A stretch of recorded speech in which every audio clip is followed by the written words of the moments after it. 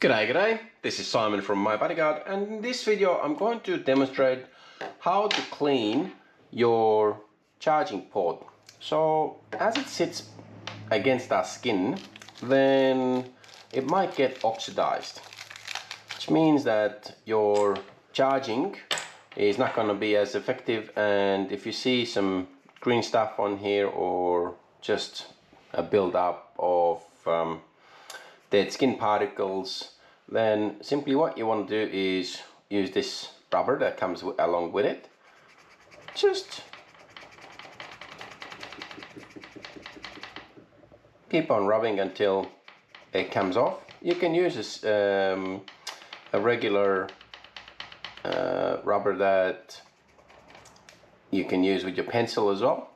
And then this is just to clean up the excess residue, and hopefully now you'll have it nicely cleaned up again, and you can put your body watch on charge and you'll get maximum performance out of your charging.